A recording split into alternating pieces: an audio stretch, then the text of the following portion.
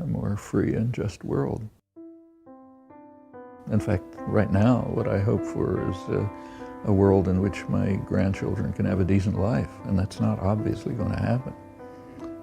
There are really serious threats that might destroy that possibility. The threat of nuclear war, for example, which is very serious. The threat of environmental catastrophe is extremely serious. In fact, there are now threats of a kind that human beings have never faced before. Right up there on the wall, you can see a picture of Bertrand Russell.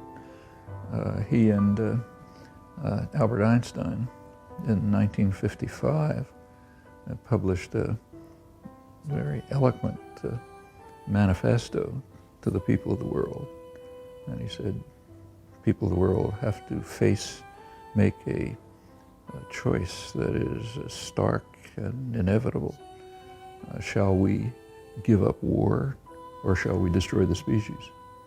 And we don't really have many other choices. You could say the same about environmental catastrophe. Shall we decide to do something about it, or shall we create a world in which decent people wouldn't want to live? You know? Those are species-threatening choices of a kind that were never faced before, and there are plenty of others. In the end, what I hope is that the world will be better for the next generation than it is for this generation. And that those of us that are in this generation, understand that we have an obligation to the next generation. It's an obligation that has to deal with the environment. It's an obligation that has to deal with the challenges of poverty and opportunity around the world. It's an obligation to deal with the threat of war and the threat of nuclear weapons, for example, something that was created in my generation, or at the end of my parents' generation anyway, and we still haven't dealt with. One of the greatest threats probably to human civilization as a whole, and we still haven't dealt with it. We're better than what we once were, but we're not home free by a long ways, and I think that's something we owe the generations that follow.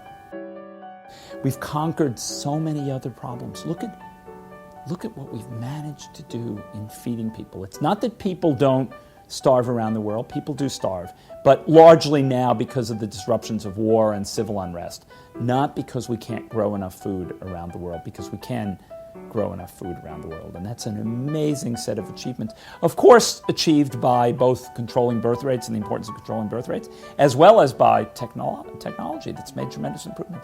So we've gotten to the point where we can solve that. I think we can, as a civilization, have lofty goals, but lofty goals that are achievable. We can actually achieve these things. And that's something I think are the kind of noble things that we should aim for. I hope that the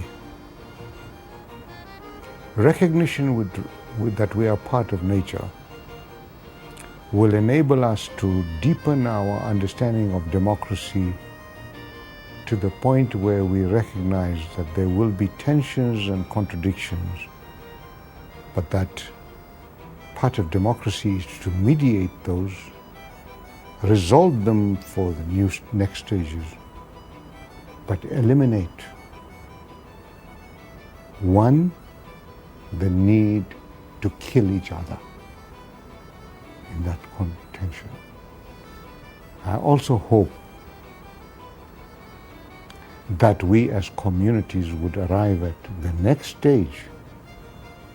I hear all the theories about all sorts of rights, but I just see a simple right.